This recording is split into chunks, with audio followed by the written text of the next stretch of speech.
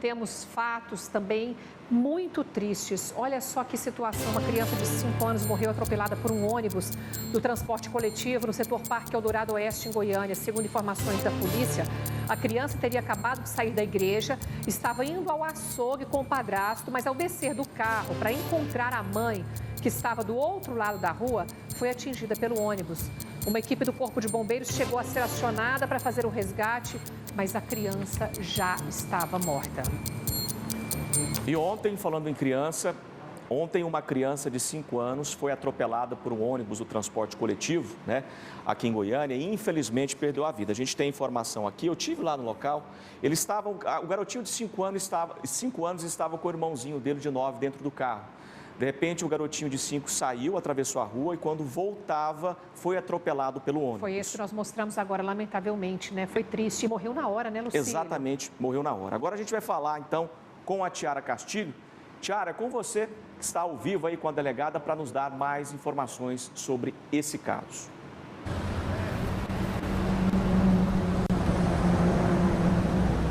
Boa tarde, Lucílio, Luciana, boa tarde a todos que acompanham o Jornal do Meio-Dia. Uma tragédia dessa, neste domingo, envolvendo essa criança. E ao meu lado aqui está a delegada Adriana Fernandes, da Delegacia de Investigação de Trânsito, que vai falar um pouco mais pra gente sobre esse caso e como está sendo essa investigação. Doutora, boa tarde. Boa tarde a todos.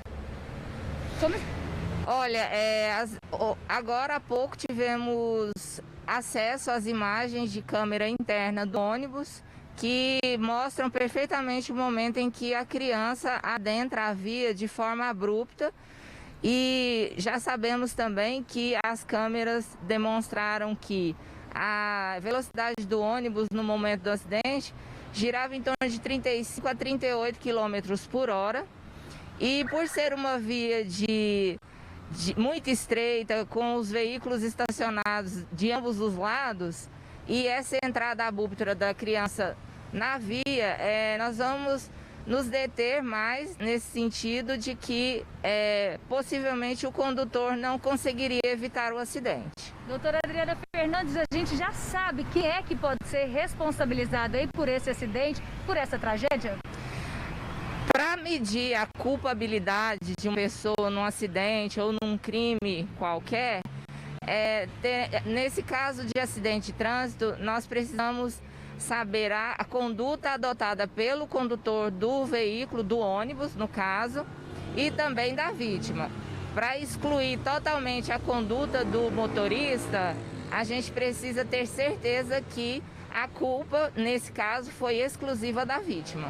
Certo. Com relação a essa criança, esse menino de apenas 5 anos, a informação principal é que ele estaria ali na companhia do irmão, um garoto também de 9 anos.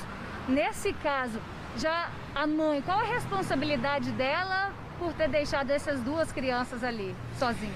Essa parte familiar, essa relação familiar, nós vamos nos atentar mais pelo convívio deles, como que era essa relação mãe e filho, os cuidados que sempre dispensados a essa criança, não só no dia do acidente, mas o convívio rotineiro dessa família.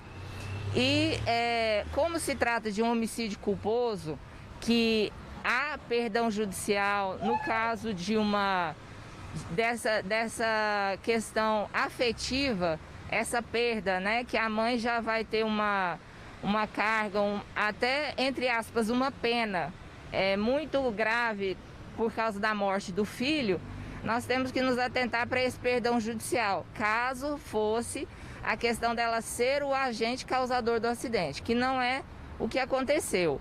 Então, essa relação familiar vai ser investigada e o que a lei determinar será feito pela delegacia. Tá certo, doutora Adriana, muito obrigada pela sua participação.